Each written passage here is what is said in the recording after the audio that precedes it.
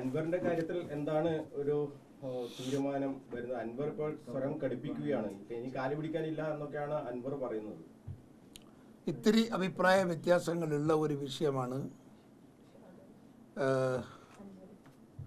നിലമ്പൂർ തിരഞ്ഞെടുപ്പിൻ്റെ സംബന്ധിച്ചിടത്തോളം നമ്മെ സംബന്ധിച്ചുള്ളത്. ചെറിയൊരു പ്രശ്നങ്ങളുണ്ട്, തർക്കങ്ങൾ. ആ തർക്കങ്ങൾ തീർക്കാനുള്ള അണിയറ പ്രവർത്തനം നടന്നുകൊണ്ടിരിക്കുന്നു. ഞങ്ങളാരും അങ്ങോട്ട് പോയി ആവശ്യപ്പെട്ടതല്ല അൻവറോട് ഇങ്ങോട്ട് വരണമെന്ന്.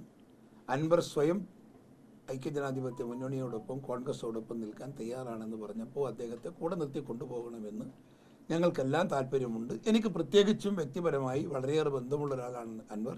അദ്ദേഹം കോൺഗ്രസ്സിൽ ഉണ്ടാവണമെന്ന് ഞാനും ആഗ്രഹിക്കുന്നു. അതുകൊണ്ടാണ് ഞങ്ങൾ ഒക്കെ ഇടപെട്ട് അദ്ദേഹവുമായി സംസാരിച്ച് ഒരുമിച്ച് പോകാനുള്ളൊരു തീരുമാനത്തിലേക്ക് എത്തിയത്. ഇപ്പോൾ ഈ തെരഞ്ഞെടുപ്പ് മുമ്പിൽ വന്നപ്പോൾ അതിൻ്റെ അകത്തൊരു അഭിപ്രായ ഭിന്നത വന്നിട്ടുണ്ട്.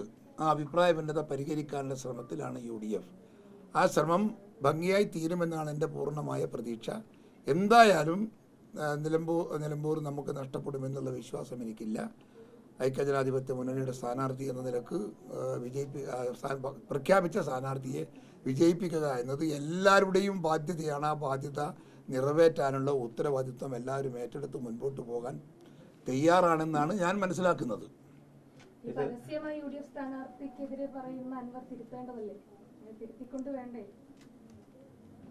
അവർ ചർച്ചയിൽ പരിഹരിക്കേണ്ടുന്ന വിഷയമാണത്.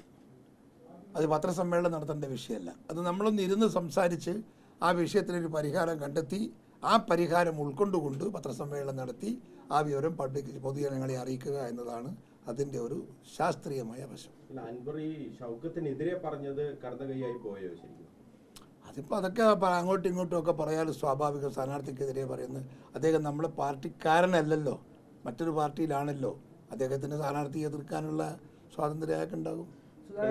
കുറച്ച് കോൺഗ്രസിലെ നേതാക്കന്മാർ അൻവറുമായിട്ടുള്ള പ്രശ്നം പരിഹരിക്കാൻ വേണ്ടിയുള്ള ശ്രമം നടത്തുന്നു. ഞങ്ങളൊക്കെ നടത്തുന്നു. ചില ആൾക്കാർ അൻവറിനെ തീരെ വേണ്ട, അല്ലെങ്കിൽ അൻവറിനായിട്ടൊരു കടുംപിടുത്തത്തിലേക്ക് പോകും. അങ്ങനെ ഒരു അഭിപ്രായ വ്യത്യാസം കോൺഗ്രസിലുണ്ടോ? അങ്ങനെ ഒരു അഭിപ്രായ വ്യത്യാസം കോൺഗ്രസിൽ ഇല്ലെന്നാണ് എൻ്റെ വിശ്വാസം. ഇനി അദ്ദേഹം വേണ്ട എന്ന് പറഞ്ഞ് ആരെങ്കിലും പ്രവർത്തിക്കുന്നുണ്ടെങ്കിൽ ആ പ്രവർത്തനത്തെ മരവിപ്പിക്കാനുള്ള ശ്രമം ഞങ്ങളുടെ ഭാഗത്തുനിന്നുണ്ടാകും. ഞങ്ങളൊക്കെ അദ്ദേഹം ഞങ്ങളോടൊപ്പം വരണമെന്ന് പറയുന്ന ആളുകളാണ്. ഞങ്ങൾ അദ്ദേഹത്തെ കണ്ടിട്ടുണ്ട്. ഞാൻ അദ്ദേഹത്തെ നേരെ കഴിഞ്ഞ ദിവസം 2 ദിവസം മുമ്പ് അല്ലല്ലേ 2 ദിവസം മുമ്പല്ലേ 2 ദിവസം മുമ്പ് ഞാൻ അദ്ദേഹത്തെ നേരിൽ കണ്ട് സംസാരിച്ചിട്ട് UDF-ഓടൊപ്പം വരണം, കോൺഗ്രസോടൊപ്പം വരണമെന്ന് പറഞ്ഞിട്ടുണ്ട്. വരാമെന്നും എൻ്റെ വികാരം ഉൾക്കൊണ്ടുകൊണ്ട് ബാക്കിയുള്ള തീരുമാനങ്ങളിൽ കോൺഗ്രസ് സഹകരിക്കുമെങ്കിൽ ഞാനടക്കം നിങ്ങളോടൊപ്പം ഉണ്ടാകും. അപ്പോൾ പൊതുരംഗത്ത് ഞങ്ങൾ ഇറങ്ങി വർക്ക് ചെയ്യുമെന്നുള്ള ഉറപ്പ് എനിക്ക് തന്നിട്ടുണ്ട്. അത്രയും മാത്രമേ എനിക്ക് ഇപ്പം നിലവിലുള്ള എൻ്റെ ഒരു പറയാൻ പറ്റുള്ളൂ. ഇതിലെ PV അൻവറിന്റെ ഒറ്റ ആവശ്യം UDF ഘടകകക്ഷിയാക്കണം, തൃണമൂലിനെ ഘടകകക്ഷിയാക്കണമെന്ന ആവശ്യമാണ്. പക്ഷെ അതിൽ പ്രതിപക്ഷ നേതാവ് ഉൾപ്പെടെ ഇതുവരെ അതിലൊരു അനുഭാവപൂർവമായ നിലപാട് സ്വീകരിച്ചില്ല. ഒടുവിൽ അല്ല, ആ പ്രശ്നം നമ്മൾ പാർട്ടി ചർച്ച ചെയ്തിട്ടില്ല. അദ്ദേഹം പറഞ്ഞിരിക്കുന്ന ആ ആവശ്യം പ്രതിപക്ഷ നേതാവ് ഒറ്റക്കെടുക്കേണ്ട തീരുമാനമല്ല. അത് പാർട്ടിയുടെ നേതൃത്വം മൊത്തമായി എടുക്കേണ്ട തീരുമാനമാണ്. അത് പാർട്ടിയുടെ മൊത്തം നേതാക്കന്മാർ ഇരുന്ന് ചർച്ച നടത്തി അതിൻ്റെ പുറത്ത് തീരുമാനമെടുക്കും. Whatever it may be. PV Anvar ആയാലും പ്രതിപക്ഷ നേതാവിനെ മാത്രം കുറ്റം പറയുന്ന ഒരു രീതിയാണ് ഇപ്പം രാവിലെയൊക്കെ കണ്ടത്. അങ്ങനെ അദ്ദേഹം മാത്രം തീരുമാനം എടുത്തു, VD സതീശൻ മാത്രമാണ് തീരുമാനങ്ങൾ എടുക്കുന്നത്, ഈ സ്ഥാനാർത്ഥിത്വം അടക്കം എന്നുള്ള രീതിയിലുള്ള കുറ്റപ്പെടുത്തലുകളാണ് വന്നത് അൻവറിന്റെ ഭാഗത്ത്. അദ്ദേഹത്തിൻ്റെ അഭിപ്രായമാവാം. അത് അങ്ങനെ പറയുന്നത് ശരിയല്ല. ഞാൻ അദ്ദേഹത്തെ വിളിച്ചത് ഞാൻ അദ്ദേഹത്തോട് ആവശ്യപ്പെടും അത് പറയുന്നതിൽ അത് ആവർത്തിക്കരുതെന്ന്. മാത്രമാണ് ഇനി പ്രതീക്ഷയുള്ളതെന്നാണ് പറയുന്നത്. ആര്? അൻവർ. സുധാകരന് മുതൽ പ്രതീക്ഷയൊക്കെ നഷ്ടപ്പെട്ടു അൻവറിന്. അതെ, നമ്മൾ കാലിയായല്ലോ. മുന്നണി പ്രവേശനമായിട്ട് അൻവർ പറയുന്നതാണ്. സാരമില്ല, അദ്ദേഹത്തിന്റെ അഭിപ്രായം.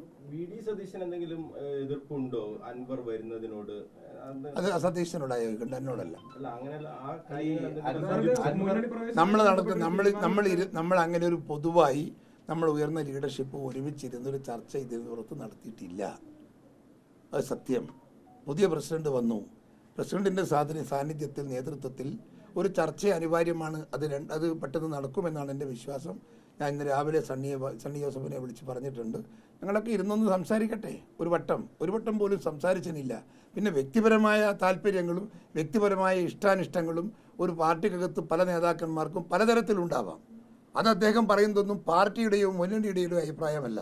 അത് അദ്ദേഹത്തിൻ്റെ വ്യക്തിപരമായ അഭിപ്രായമാണ്. ആ അഭിപ്രായത്തെ മാനിച്ചുകൊണ്ട് ആ അഭിപ്രായം മാത്രമാണ് വരാൻ പോകുന്ന തിരഞ്ഞെടുപ്പിൻ്റെ ബലാബലം പരിശോധിക്കുന്ന മാനദണ്ഡമെന്ന് ചിന്തിക്കുന്നത് തെറ്റ്. നമുക്ക് യു ഡി എഫിൻ്റെ നേതാക്കന്മാർ ഇരുന്ന് ചർച്ച നടത്തിയ ഒരു തീരുമാനമെടുക്കുന്നതാണ് ആ ഫൈനൽ തീരുമാനം. ആ തീരുമാനത്തിന് വേണ്ടി 2 ദിവസം കാത്തിരിക്കുക. മുസ്ലിം ലീഗ് നേതാക്കന്മാരോടൊക്കെ സംസാരിച്ചിരുന്നു ഈ വിഷയവുമായി ബന്ധപ്പെട്ട്. മുസ്ലിം ലീഗ് നേതാക്കൾ സംസാരിച്ചുകൊണ്ടിരിക്കുന്നുണ്ട്. കേസ് നേരിട്ട് സംസാരിച്ചു. ഞാൻ 1-2 ആളോട് സംസാരിച്ചിട്ടുണ്ട്. അവരൊക്കെ ഘടകകക്ഷിയാക്കണം എന്നാണോ പറയുന്നത്? അവർക്ക് താല്പര്യമുണ്ട്. അവർക്ക് പിന്നെ UDFൻ്റെ അകത്ത് അൻവറെ കൊണ്ടുവരണമെന്ന് താല്പര്യം മുസ്ലിം ലീഗിനുണ്ട്. ഇതിൽ ഒരു ഭിന്നാഭിപ്രായം UDF-ൽ ഉണ്ടാകുന്നത് എന്തുകൊണ്ടാണ് അൻവറിനെ ഘടകകക്ഷിയാക്കുന്നതിൽ? നിങ്ങൾ പറഞ്ഞ കാര്യമാണ്. അത് എവിടെയാണ് തെറ്റിയതെന്ന് ചോദിച്ചാൽ സ്ഥാനാർത്ഥിക്കെതിരായി വളരെ രൂക്ഷമായി അൻവർ സംസാരിച്ചപ്പോൾ എന്ത് പറഞ്ഞാലും ആ സ്ഥാനാർത്ഥിയെ ഞങ്ങൾ പ്രഖ്യാപിച്ചു കഴിഞ്ഞു. ആ പ്രഖ്യാപിച്ച സ്ഥാനാർത്ഥിക്കെതിരെ വരാൻ പോകുന്ന ഒരു മുന്നണിയിലേക്ക് വരാൻ പോകുന്ന ഒരു നേതാവ് അങ്ങനെ പരസ്യമായി പറഞ്ഞപ്പോഴുണ്ടായ ഒരു പ്രതികരണമാണ്. ആ പ്രതികരണം അതിൻ്റെ അകത്ത് അത് അങ്ങോട്ട് തുടരുന്ന പ്രശ്നമില്ല. അത് അൻവറോടൊക്കെ ഞങ്ങൾ സംസാരിച്ചിട്ടുണ്ട്.